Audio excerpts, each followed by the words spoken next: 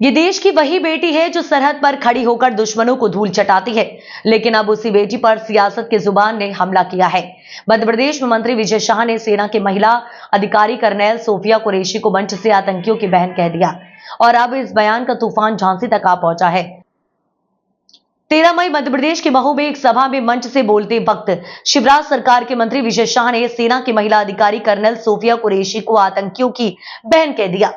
ये कही सोफिया हैं, जो भारतीय सेना की पहली महिला अधिकारी है जिन्होंने संयुक्त राष्ट्र मिशन में देश का प्रतिनिधित्व किया। इस विवादित बयान के खिलाफ अब झांसी में भी गुस्सा भड़क उठा है। कांग्रेस नेता प्रदीप जैन आदित्य के नेतृत्व में दर्जनों कांग्रेसी कार्यकर्ता नवाबाद थाने पहुंचे, जहां एफआईआर दर्ज कराने की मांग की गई।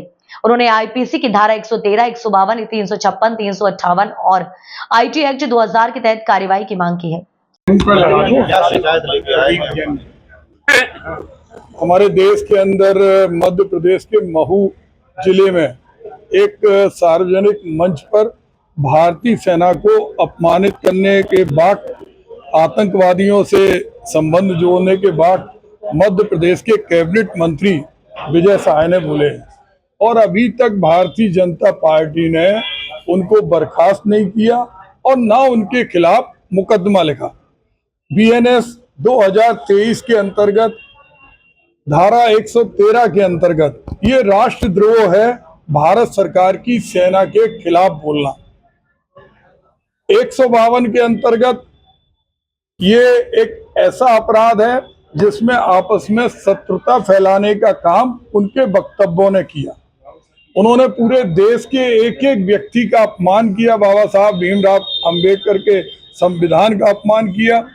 उन्होंने आज देश के अंदर ऑपरेशन सिंदूर में जाने वाली उस बेटी कर्नल सोफिया कुरैशी के प्रति जो शब्द बोले हैं वो पूरी सेना, महिला जाति और खास तौर से पूरी बुंदेली माटी का अपमान है, जिस माटी के अंदर बहन सोफिया कुरैशी एक देश के इतने खतरनाक आंदोलन में सफल होके आई, यहीं वो शिक्षित हुई, यहीं मेजर बनी। तो हम लोग चाहते हैं कि उन्हें जेल के अंदर भेजा जाए और जो राष्ट्रद्रोह का मामला है, शत्रुता फैलाने का मामला है, मानहानि का मामला है, ये सब मुकदमे उनके ऊपर दर्ज हो और इससे पूरे बुंदेलखंड के लोग आहत हैं और हम लोग चाहते हैं कि तत्काल उनके खिलाफ एफआईआर हो, उनकी जांच हो और उन्हें जेल के शिक्षे के अंदर भेजा जाए ताकि वो देश की संप्रभुता के ऊपर, देश के संविधान के ऊपर कभी भी इस तरह की हमले करने की बात कोई भी व्यक्ति सोच नहीं सके। यदि मांग पूरी नहीं होती तो क्या करेंगे? नहीं, इसमें कोई मांग नहीं है, ये हमारा मौलिक अधिकार है। हम लोग बैठे हैं और हमें विश्वास है कि इसमें एफआईआर होगी। मंत्री जी, कल जो है बीजेपी का डिप्लॉयमेंट सोफिया कुरैशी के घर भी भेजा गया था, किस तरह देखिए? नहीं, क्यों भेज रहे हैं? ये ड्रामा क्यों कर रहे हैं? तिरंगा यात्रा क्यों निकाल रहे हैं? जब आपकी पार्टी के अंदर एक कैबिनेट मंत्री बोल रहा है, सरासर बोल रहा है, उसके खिलाफ एफआईआर, उसको जेल के अंदर क्यों नहीं भेज रहे? वो कह रहा है, सरासर कह रहा है कि देश की सेना के संबंध आतंकवादियों से हैं।